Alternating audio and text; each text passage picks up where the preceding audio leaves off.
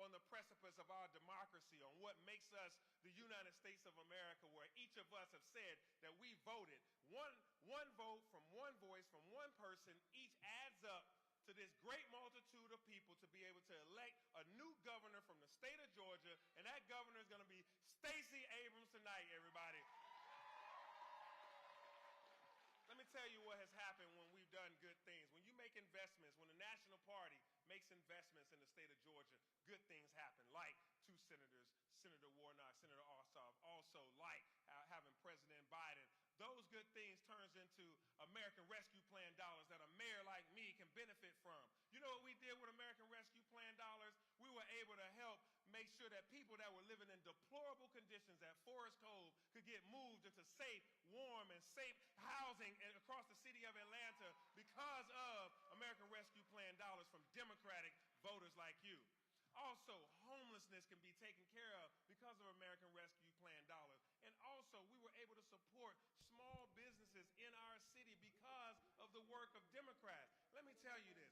This state turning blue has done a world of harm for the city of Atlanta to be able to have so many opportunities for people that are on the fringes, to be able to be supported. So I thank you for your vote. I thank you for your support. I thank you for getting out there and galvanizing people to vote. Some of you knocked on doors.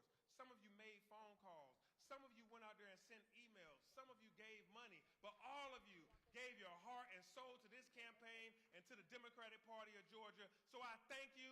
I appreciate you, and good things to come. Let's continue to make Georgia blue, everybody. I love you. I thank you. I thank you, Nikema Williams, our state congresswoman. Nikema Williams just got her nod to say that she is now, once again, representing the mighty 5th District of the United States of Georgia. Nikema Williams, my council member, my congress member. But listen, Georgia is blue, Georgia is real, and I'm just thankful for all that we're doing. And let's continue to watch this night. We love you. Take care, everybody.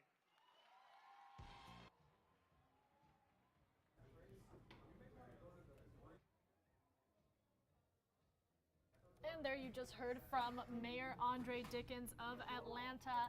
I'm Maria Marum, joined here by our reporter, Abby. We are following this race closely, both on Atlanta News First and across all of our digital platforms. Now, just heard from the mayor, that big win from Nikema Williams, those other votes pouring in. He's hoping to turn Georgia blue tonight. Yes, and we've even started to see some of those votes coming in. We're actually able to track that progress here at the First Alert desk. That's right. So we're going to show you some of those results as they've been coming in. Georgia elections, the first big race, the governor's race, Maria. I mean, you're looking at some of these numbers. First was showing Abrams was in the lead, but as more have started to come in, Brian Kemp taking the lead at about 53%.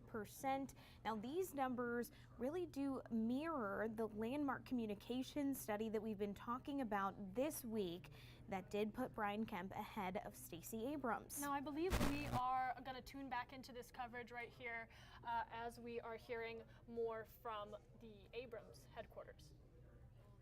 Career for herself into this super intelligent woman that she is, and she is our scheduling director, so put your hands together for Kia Sims.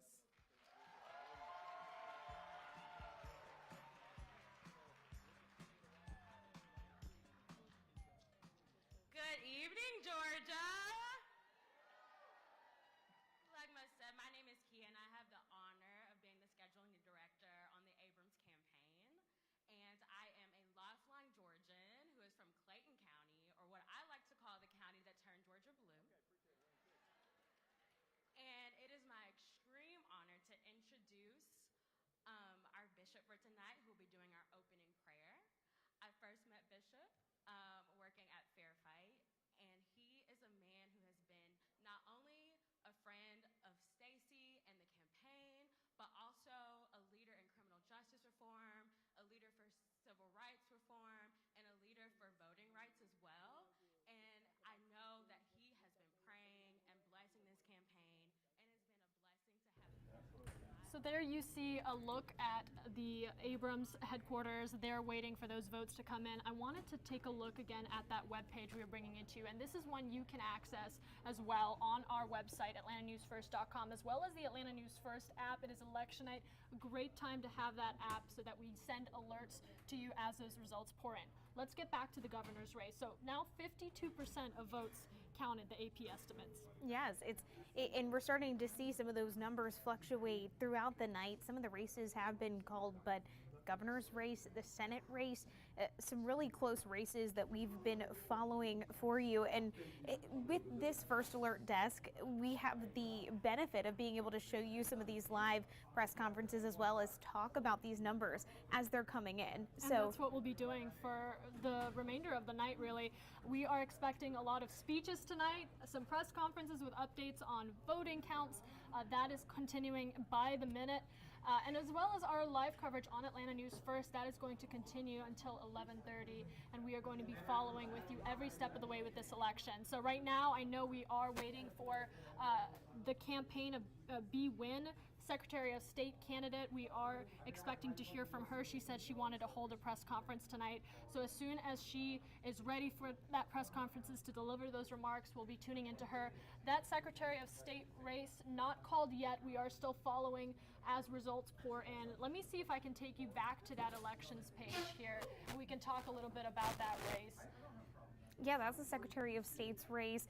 Brad Raffensperger, the incumbent, does have a little bit of a lead right now, but his lead was actually reported and expected in some of the polls to be bigger. Some of the polls with some of the projections did show that he would have more of a lead at this point. But these two really running on the platform of voters, of getting people out to vote, voting security, both very different though in their approaches to that. So that is definitely a race that we're going to be watching. More than half of the votes counted, still a very close race, and always important to note, 50%.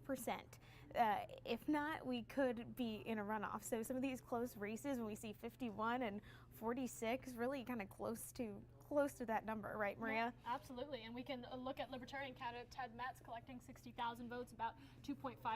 So as those votes are counting, we're going to continue to bring you those updates.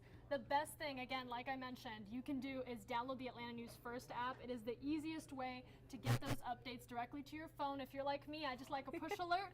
Anything I need to know about tonight's election is going to be sent through those alerts that are coming to your phone right now on the Atlanta News First app. Yeah. We will be back on here as soon as we hear any major updates for these results that we just mentioned, as well as those candidates speaking tonight. We want to bring you that coverage. Yeah. So we'll be right back. Yeah, Maria, we have so many of those reporters out there too live, so it's nice to be able to have people on here and to be able to talk to them about everything that we're seeing.